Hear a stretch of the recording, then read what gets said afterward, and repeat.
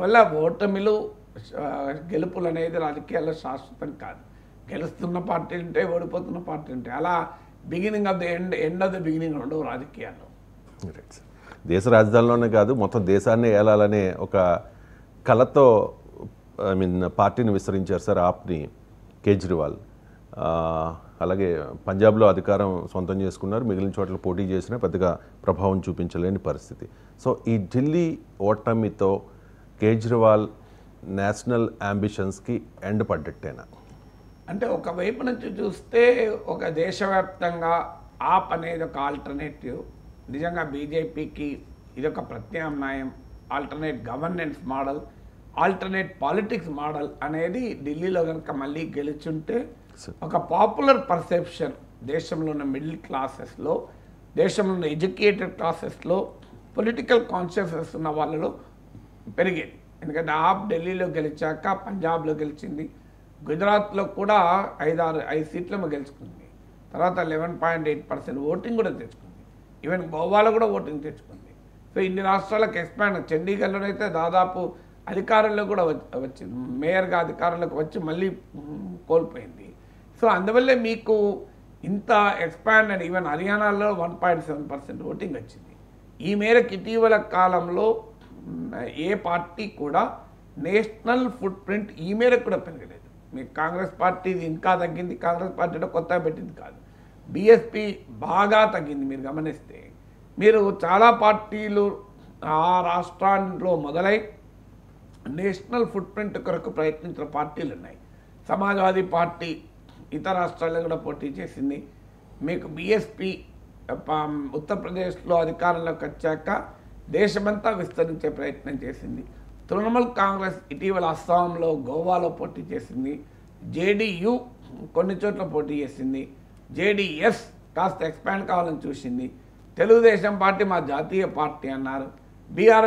TRS కాస్త బీఆర్ఎస్గా మారింది.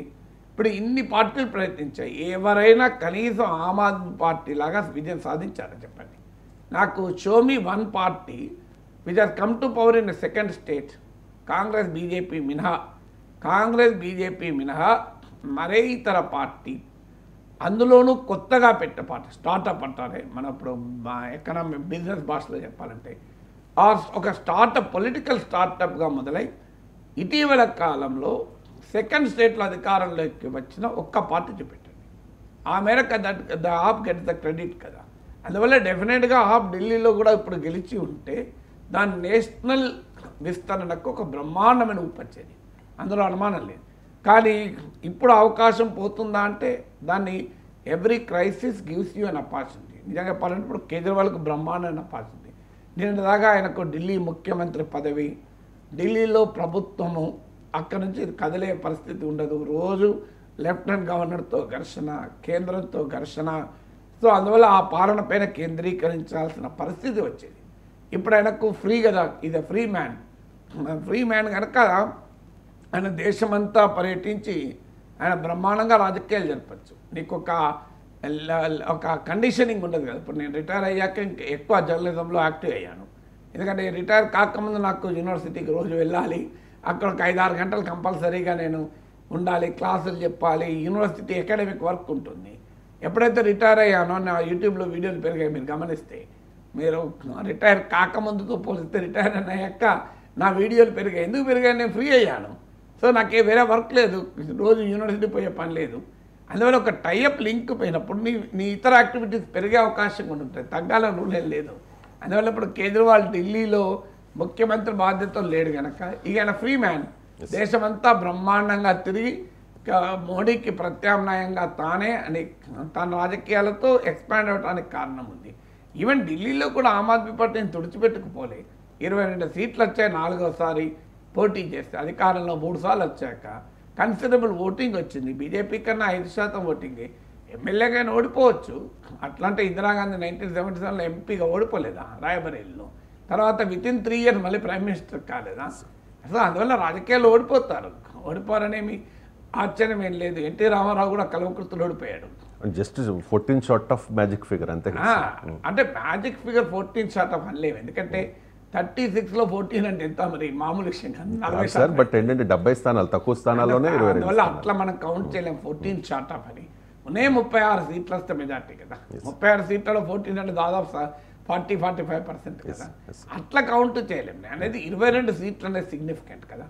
22 సీట్లు అనేది చాలా సిగ్నిఫికెంట్ నెంబరే. 70 సీట్ల అసెంబ్లీలు అయినా. సో అందువల్ల మీకు డెఫినెట్గా ఆమ్ ఆద్మీ పార్టీ ఓడిపోయిన మాట నిజం.